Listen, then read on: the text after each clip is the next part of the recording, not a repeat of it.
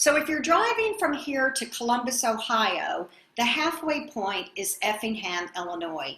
That's a drive I've made several times to meet my daughter. It's not a bad drive. It's about 5 hours. You can drive halfway and then have dinner and spend the night maybe. We've done it because we've had to exchange summer clothes or winter clothes or pots and pans or even a dog or two. And the first time I went, I kind of Googled to see, like, what can you do in Effingham, Illinois? And the thing that pops up, any of you who make that trip or go over to Indianapolis, they are famous for their giant cross. It used to be the largest cross. Their big competition, as they explain on the website, was the cross in Groom, Texas, which they managed to beat out. And they were the largest until someone came along in Missouri and beat it out. Now, I know I got no interest in this cross. I got no interest in the tacky display of 10 commandments at the bottom. It's not my understanding of the cross. The cross in Jesus' day, the cross was a lynching tree in the Deep South. That's what it was, folks. It was a cross where the people who were the most humiliated and marginalized were punished and put to death.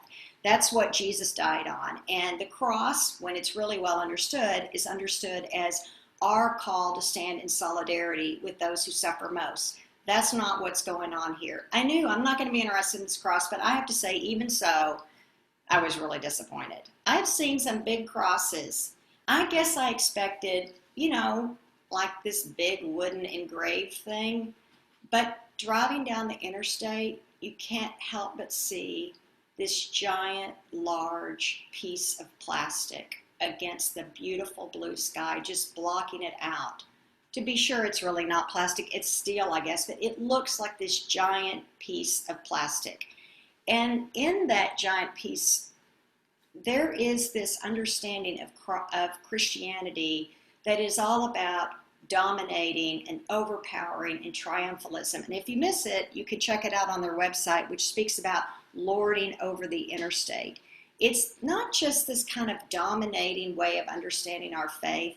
It's also deeply insensitive, as if even in Effingham, Illinois, everyone who lives there is a Christian, as opposed to understanding that we live in a really diverse world, right? There's Christians and Jews and Muslims and Hindus. Can you imagine a giant Star of David or a giant minaret? Like, how would that go over?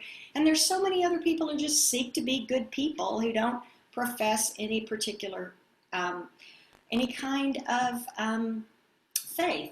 And when I saw it, I thought later, listening to a story about plastic. There was a story in September, kind of uncovered by PBS and NPR, about how the big oil industry misled the public in the 1970s and 80s and ongoing about really how realistic it would be to recycle plastic. As it turns out, 10% of all of the plastic is really recycled. Most of it is expensive. Plastic is super cheap to produce. Unfortunately, those people who make the plastic, they're not paying the cost, the true environmental cost. And really trying to recycle, it's difficult. And the truth is, now that they've dug into the archives, the industry executives knew that in the early 70s. They knew that it wouldn't work. But what they decided to do, instead of coming clean with that, instead of really digging in R&D, is there really a way to recycle plastic? If not, let's quit it, because Americans at the time were really becoming upset about all this thrown away plastic. So instead of really figuring out what to do about the plastic, they poured money into advertising recycling. They're the ones who lobbied to see that all the little numbers would put on the bottom of the containers, even though they knew it was mainly ridiculous. That's what you get when you bear false witness. When you lie, what you end up with is an earth like ours, where our ocean, our beaches are full of whales that have washed up dead. When they cut them open, their stomachs have 100, 200 pounds of plastic. They have literally starved to death. It's not just whales, it's marine life of all kinds. It's like that giant cross. It's a failure to understand your role on this planet as one of God's creatures. And it's a violation of the commandments. It's not just the individual ones, like not stealing from future generations, not killing off the wildlife, not lying or cheating. It's about failure to understand that we are called to be God's creatures on this planet. And that understanding that we're earthlings, that we're earth creatures, is really at the heart of the Ten Commandments. And we miss it because we don't read the Ten Commandments in Hebrew. So we don't see how this theme that started in Genesis 2, where we're earthlings, we're Ha-Adam, we think of it as Adam, but it really means the earth creature. We talked about that, and we're made of God's earth. We're made of dirt. God breathes into us the breath of life, and then we become God's creatures. And the Ten Commandments kind of spell out how we're to live. I mean, it starts with the graven image and don't worship others before God, but then there are those words about honoring the Sabbath. And that's really, again, about honoring the earth, about a cycle of work and then rest, rather than pushing and wringing out everything you can get. It's an understanding that we as God's creatures shouldn't go more than just a few days without stopping to pause and to praise and to give thanks for this truth that God is in charge and not each of us. And then that understanding that we're creatures carries on, even in the words about honoring mother and father, so that you might live what? Long in the land. So that's a commandment that looks not just back to honoring those people who have come before you, who have lived faithfully. It's live long in the land. How do we live so that others might live long in the land? That, native understanding of how does this impact 7 generations down? And then it continues on to that last bit I read that we kind of always drop off before we get to. It's not just that God tells us, don't make a graven image, folks. Don't make some big giant piece of plastic. God goes on to say, don't make an altar of gold, altars of steel or chiseled silver. Don't make that. Make me an altar of soil. Make me an altar of earth. Make me this, very temporal, ephemeral thing that's going to go away. Because guess what? That's who we are. Humble earth creatures. So last year, Alan Goldsworthy, an environmentalist and a sculptor, a photographer from England, came to Kansas City to build this walking wall. Sorry, that's my dog. To build this walking wall close to the Nelson Atkins. And many of you probably came out and saw the wall being built. There were 5 different phases to it. He came back 5 times, and these wall makers and wall builders would come.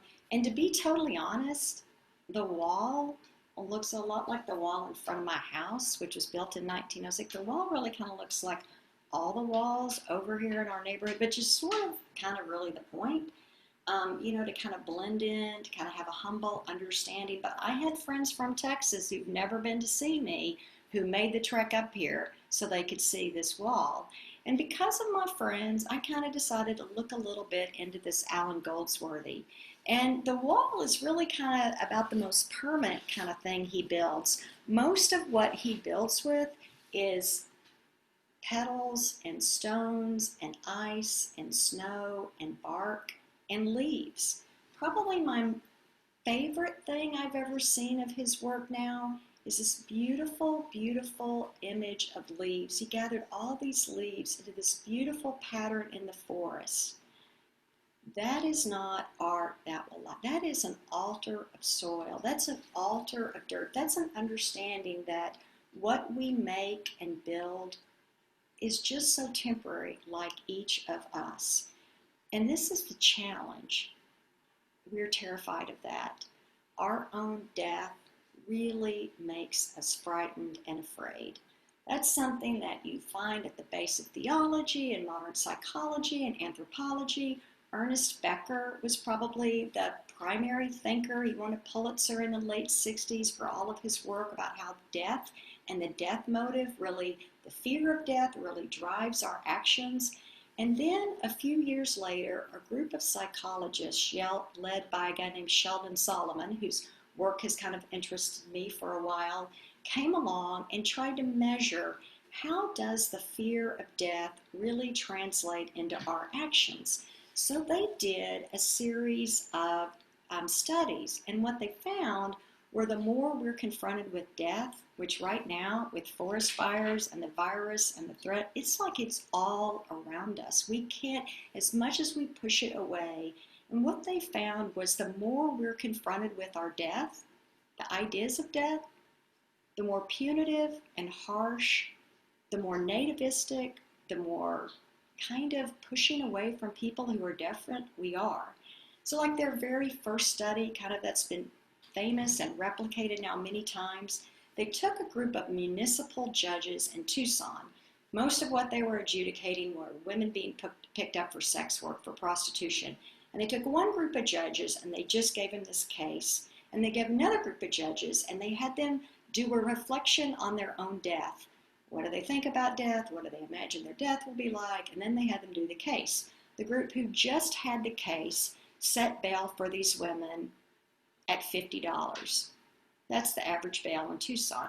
The group who read about their death and then had to reflect on their death and then immediately were giving the case set bail at $455. And kind of what they were trying to say was when we're confronted with death, it tends to bring out this kind of harsh morality and this kind of judgment against others.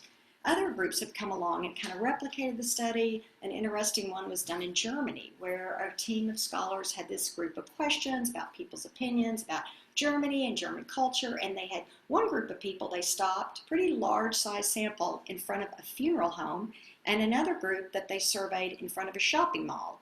And the group that they stopped in front of the funeral home were far more likely to say they only wanted to buy products made in Germany, and they physically moved closer to other people who looked like Germans and moved farther away from people who were Turkish immigrants. So the kind of studies that they've done over and over reinforces that. It's kind of the law and order dog whistle. Remember John Kerry? He was up, folks, 4 days before the election. And then Osama bin Laden released that tape. Remember when he was going to blow up things in the West, and what happened? The more frightened and afraid we are, the more the politics that tell us to be afraid of and push away others. So believe it or not, a lot of politicians these days are hoping for violence in the street, right? Because it turns out that part of us that pushes away from others. And I have to be honest, I see it in myself. I see kind of a nasty meanness coming out of myself. I do not like, I told Joe Hatley Friday night, I said, we are not spending the next 4 weeks looking at an ambulance in front of Walter Reed Hospital. We're not going to sit around and think about death the entire time.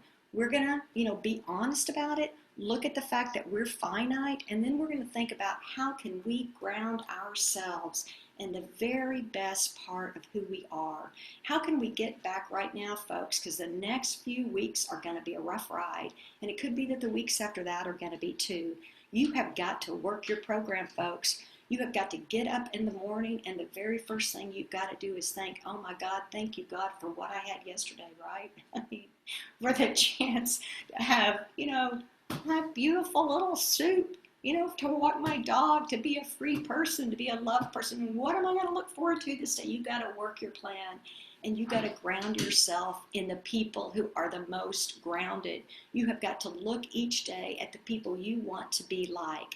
And I got my same cast of characters. I bring them out all the time. My Janice Lord, my dear friend, who's the widow of the pastor I worked with in Texas. I've told you how she told me back in March, we're not in control. The virus is in control. I was like, no, I don't like that. And she said, she does the same thing she does every day. This retired trauma therapist who's done all this work with mothers against drunk drivers. She sits in her window in her favorite chair with a cup of coffee in silence for an hour, and she lets the day come to her.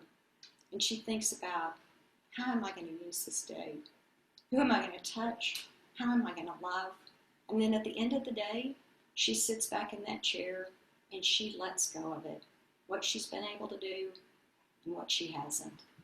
Now that's probably 59 minutes more than most of you with kids can sit in a chair, but if it's 1 minute, folks, right, to imagine the day.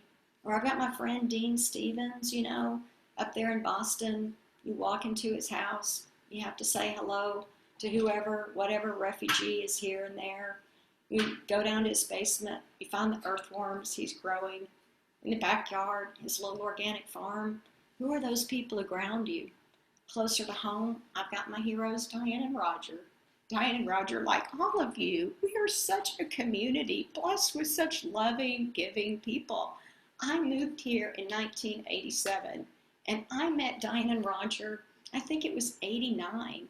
Diane, who's a civil engineer by trade, had taken a position with then Mayor Cleaver. Emmanuel Cleaver was the mayor before he was the congressman, starting this 18-month project called Harmony in a World of Difference. Some of you may remember that. It was kind of all over the city, and we were encouraged to have small dinner groups with people of different colors and different faiths, and we did projects together, and we talked about how we could live in one community. And 10 years later, because the 18-month gig became 10 years, because guess what?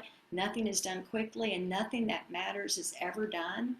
Diane set that aside, and by this point, Diane and Roger had moved to their 7 acres in the urban core right there in Marlboro, the most blighted neighborhood, 87th and Prospect, and they had their old stone house, and they were doing a little gardening, and Roger was, of course, pastoring still. And then they noticed that, this is a nightmare around here, that there's a developer in California who owns 400 homes there, 200 are empty. The other 200 are falling down. He owes the city of Kansas City $600,000. There's work to be done. So there were a few people with dreams and visions, and there was no real organization, and so they got started on that. Before you know it, there were people coming together to push back against the next frickin' liquor store coming to the street when there's not one grocery store there. They got together to push back against closing the community center. They got together to start thinking about what a land trust would look like so they could actually own some of the housing in the neighborhood and keep it from becoming Brookside South as the inevitable gentrification came. They had gardening projects for kids in the school. Some of us were a part of that. They looked at how they could start a beautiful, incredible arts project. And the big, giant, beautiful infrastructure, green areas that have come have encouraged other small, funky artists to put in little pocket parks there. And you know what, folks? None of it has come easily. And every step forward, there's been a lot of steps backward. I remember 18 months ago when they told me how they had bought the worst Mexican restaurant in all of Kansas City right there at 80th and Paseo to put in this neighborhood food hall, the only third, this kind of gathering spot where people could get together for a cup of coffee and build this community spirit. Had they had any idea what was coming? I mean, they're not naive. They know you have contractors who show up and then don't show up. But who knew we'd have this virus, right? Not a good time to start anything like that. But thankfully, they found a way to help get the grow bags out, and we've all been able to be a part of that. And there's going to be another project coming up here soon where some of us can help with landscaping. You can let us know if you'd like to do that, because this is the honest to God truth. Once we accept our death, as Albert Camus said, once we ground ourselves, as Albert Camus said, then guess what? Every single thing is possible. Every single thing is possible. Many of you are like reaching out to our homeless folks, our shut-in folks in the next 4 weeks. Think how many letters Melvin and Ida Bell and Bev and Mars could get if we each sent one. Many of you are sending letters to encourage folks who are not normal voters through Vote Forward. I told Joe, I was like, they set a goal with that, a national goal of 10 million letters. Let's send a letter to 10 million people who think their voice doesn't count. Did you know they've had to change that goal from 10 million because they shattered it to 15 million? You can go to Vote Forward right now and be a part of that, because once you accept your death, once you realize I'm here for a bit, then anything's possible. In the next month, how many times you could tell your kid what they mean to you, or your parent, or how many times you could walk across the street to a neighbor, just leave something small, on their porch. Think how many times you could wake up, I guess that'd be about 30, and look at yourself in the mirror and think, my God, that is one beautiful altar of dirt standing in front of me. Look at that. Look at that person, broken and bruised and shattered in just many days. Not very kind and loving. Let me tell you, folks, we've got to ground ourselves deeply right now. We've got to ground ourselves because we are people, thank God, who are just creatures on this beautiful, beautiful creation. May we come to mid-November as people who are giving and grateful. Amen.